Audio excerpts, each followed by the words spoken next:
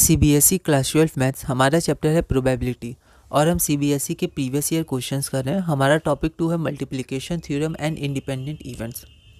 हमारा अगला क्वेश्चन है question number 23।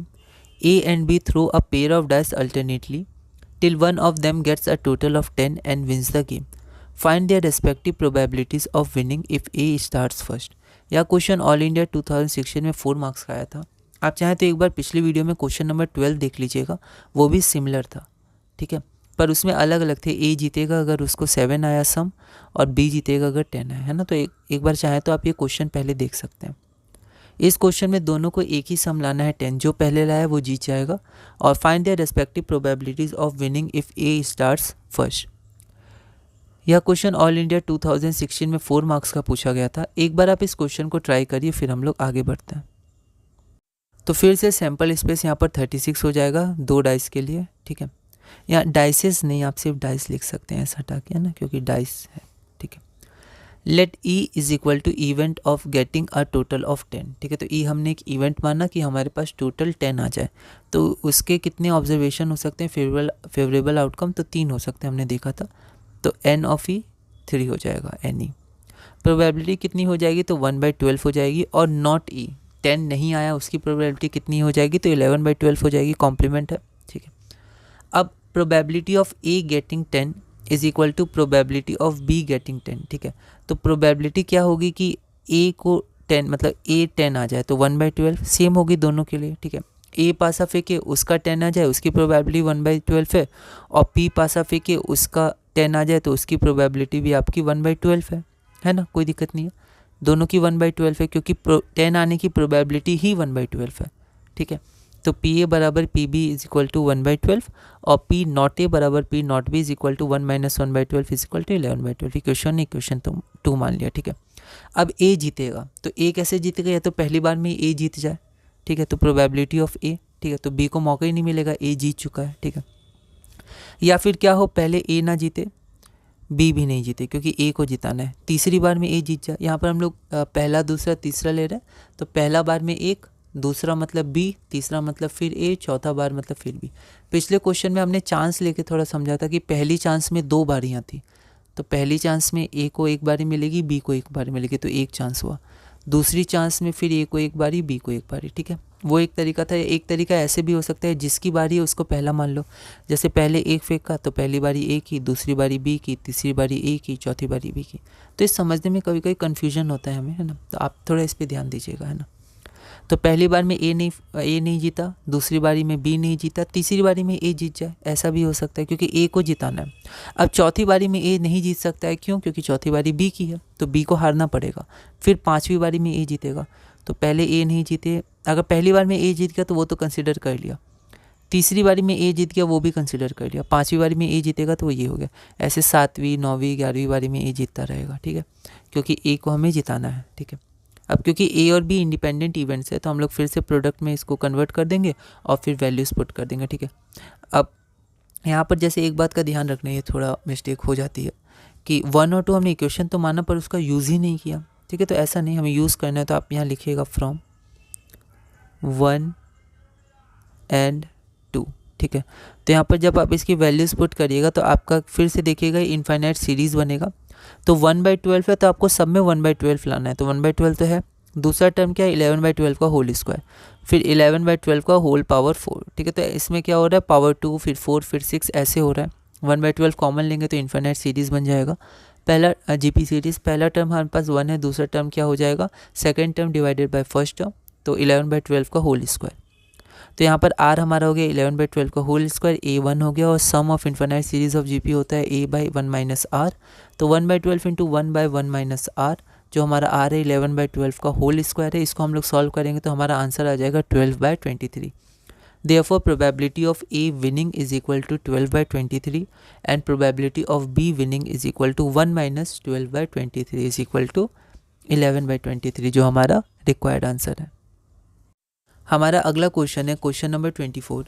Probabilities of solving a specific problem independently by A and B are 1/2 and 1/3 respectively, ठीक है। तो एक स्पेसिफिक प्रॉब्लम को ए सॉल्व कर सकता है, उसकी प्रोबेबिलिटी 1/2 है, और उसी प्रॉब्लम को बी सॉल्व कर सकता है, उसकी प्रोबेबिलिटी है 1/3, ठीक है, क्योंकि एक स्पेसिफिक प्रॉब्लम है। If both try to solve the problem independently, अब दोनों सॉल्व कर रहे हैं इंडिपेंडेंटली प्रॉब्लम को, then find the probability that problem is solve, तो प्रॉब्लम सॉल्व हो गई। और दूसरा, exactly one of them solves the problem, ठीक है, exactly one of them problem solve करता है, ठीक है। ऐसा क्वेश्चन सिमिलर हमने पहले किया है। यह क्वेश्चन ऑल इंडिया 2015 में 4 मार्क्स का पूछा गया था। एक बार आप इस क्वेश्चन को ट्राई करिए, फिर हम लोग आगे बढ़ते हैं। तो यहाँ पर हम पी ए मान लेते हैं, probability that A solves the problem, P B probability that B solves the problem. P not A मतलब probability that A does not solve the problem, A problem solve नहीं कर पाया, और probability not B is equal to B does not solve the problem, ठीक है। अब according to question P A हमारे पास 1/2 है और पी बी हमारे पास क्या है 1/3, ठीक है। तो पी नॉट ए 1/2 हो जाएगा, पी नॉट बी 2/3 हो जाएगा, ठीक है। अब एक तरीका हमने क्वेश्चन नंबर 17 दिखा था, वो आप मेथड 2 देख सकते हैं कि हम probability of A union B निकाल देंगे, ठीक है। ए तो प्रॉब्लम सॉल्व होगी, चाहे ए करे बी करे या दोनों करे, तो probability of A union B हो जाएगी, ठीक है। तो एक बार आप उसको देख लीजिएगा, है ना। अब हम पहले देखते हैं probability that problem is solve, ठीक है। तो जैसे ए यूनियन बी का मतलब थोड़ा समझिएगा, उसको देखिएगा कि ए यूनियन बी मतलब होता है ए करे या बी करे, ठीक है, या दोनों करे, है ना। इसका मतलब ए यूनियन बी हो जाता है, ठीक है। और ए इंटरसेक्शन बी मतलब हो जाता है ए और बी दोनों को ही करना है, ठीक है। कोई एक करे तो ए इंटरसेक्शन भी नहीं होता है। तो ये सब कुछ टेक्निकल टर्म्स होते हैं, इनको आप ध्यान रखिएगा, वरना कन्फ्यूजन हो सकता है, क्योंकि exactly one, both, one of them ऐसे करके क्वेश्चंस आते हैं, एटलीस्ट करके, ठीक है। तो यहाँ पर क्वेश्चन नंबर 17 में आप एक बार देख सकते हैं, ठीक है। और ये मेथड 2 में हमने देखा था probability of A union B, और यहाँ पर हम probability that problem is solve, उसको हम लोग कैसे देख सकते हैं कि probability that problem is solve क्या हो सकता है, या तो ए कर दे या बी सॉल्व कर दे या दोनों कर दे, 3 केसेस हैं। तो अगर ए सॉल्व करेगा तो प्रोबेबिलिटी ऑफ ए, इसका मतलब ये भी हुआ कि बी सॉल्व नहीं कर पाए, क्योंकि दोनों प्रॉब्लम सॉल्व कर रहे थे। तो probability that A solve the problem और बी नॉट बी मतलब बी नहीं कर पाए, तो ए इंटरसेक्शन नॉट बी, या बी सॉल्व कर दे ए नहीं कर पाए क्योंकि दोनों कर रहे थे। तो बी का रिजल्ट हो गया वो सॉल्व किया, ए का रिजल्ट क्या हो कि वो सॉल्व नहीं कर पाया। तो probability of not A intersection B, या दोनों सॉल्व कर दे, तीसरा केस, तो ए इंटरसेक्शन बी, ठीक है। अब क्योंकि ए और बी इंडिपेंडेंट है, तो probability of A intersection not B हो जाएगा probability of A times probability of not B.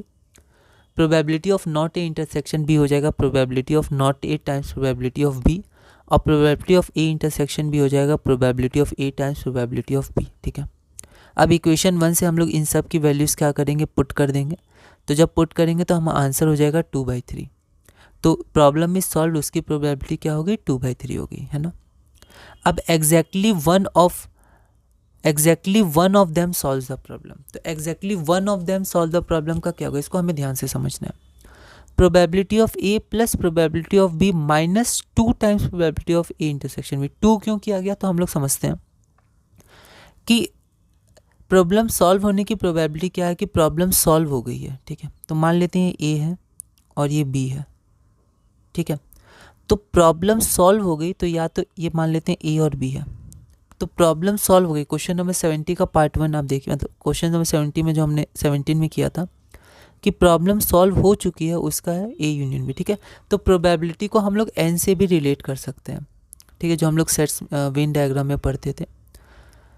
तो यहाँ पर प्रॉब्लम सॉल्व हो गई, इसका मतलब क्या है, या तो ए ने सॉल्व कर दी, तो ए का हिस्सा क्या है, ये पूरा है, ठीक है, या तो बी ने सॉल्व किया, तो बी का हिस्सा क्या है, ये पूरा है, ठीक है। लेकिन इसमें क्या हो गया कि एक बार आप जो ए इंटरसेक्शन भी होता है वो 2 बार आ जाता है, इसलिए हम लोग क्या करते हैं कि एक बार घटा देते हैं ए इंटरसेक्शन भी, है ना। तो ये हमें पता है कि probability of A union B क्या होती है, probability of A plus probability of B, बस एक बार माइनस करते हैं probability of A intersection B, क्योंकि जब हम लोग दोनों को साथ साथ जोड़ देते हैं प्रोबेबिलिटी में, तो ये जो बीच वाला हिस्सा है वो 2 बार ऐड हो जाता है, एक बार ए की तरफ से एक बार बी की तरफ से। तो एक ही वैल्यू 2 बार ऐड होती है, तो एक बार घटाते हैं इसको, यहाँ पर एन रख देंगे, तो N A plus N B minus N A intersection B sets में हमने पढ़ा है, ठीक है। लेकिन यहाँ पर क्वेश्चन में पूछा गया कि एग्जैक्टली वन, ठीक है, मतलब सिर्फ या तो ए करे या सिर्फ बी करे, दोनों मिल के ना करे। तो जो ये ऐड हुआ था ना एक बार तो ऐड करना था कम से कम, उसको भी घटा देते हैं, तो यहाँ पर 2 आ गया। तो जो एक बार इंटरसेक्शन था दोनों का वो भी अगर हम लोग घटा देंगे तो क्या होगा, तो फिर हमारे पास सिर्फ ये बचेगा, ए या तो सिर्फ ए किया है ना, या सिर्फ बी किया है। ठीक है, क्योंकि जब हमने पहली बार घटाया था तो 2 बार ऐड हुआ था इसलिए घटाया था, तब उसमें ये वाला पार्ट था। अब दूसरी बार घटाया तो ये पार्ट भी हमारा हट गया, तो इसलिए यहाँ 2 कर दिया क्योंकि एग्जैक्टली पूछा गया है। ठीक है, एक बार आप इसको देखिएगा। तो यहाँ पर exactly one of them solves the problem हो गया probability of A plus probability of B minus 2 probability of A intersection B. तो probability of A intersection B हो गया probability of A times probability of B. Values हमने put कर दी। ठीक है, तो यहाँ पर देखिए वैल्यू अब 1। अब देखिए इक्वेशन मानना है पर मैंने यहाँ लिखा नहीं है तो ये सही नहीं है, क्योंकि अगर माना है तो उसको लिखेंगे तभी तो हमने माना है। तो यहाँ पर हम लोग लिखेंगे फ्रॉम वन है ना, और यहाँ पर भी हमने फ्रॉम 1 लिया तो यहाँ लिखेंगे फ्रॉम 1। तो हमारा आंसर हो जाएगा 1/2 exactly one of them solves the problem. ठीक है, हमारा अगला क्वेश्चन है क्वेश्चन नंबर 25। ठीक है, A speaks truth in 75% of the cases while B in 90% of the cases. वो लोग सच बोलते हैं। In what % of cases are they likely to contradict each other. ठीक है, कब ऐसा केस में वो लोग कंट्राडिक्ट करेंगे, इन स्टेटिंग द सेम फैक्ट। तो एक फैक्ट पे वो लोग एक दूसरे को कंट्राडिक्ट करेंगे, इसकी क्या प्रोबेबिलिटी है। Do you think that the statement of B is true. क्या आप ये मानते हैं कि जो बी का स्टेटमेंट है वो ट्रू है, क्योंकि वो 90% बार सच बोलता है ना। यह क्वेश्चन ऑल इंडिया 2013 में 4 मार्क्स का पूछा गया था। एक बार आप इस क्वेश्चन को ट्राई करिएगा, अगली वीडियो में हम इसे सॉल्व करेंगे।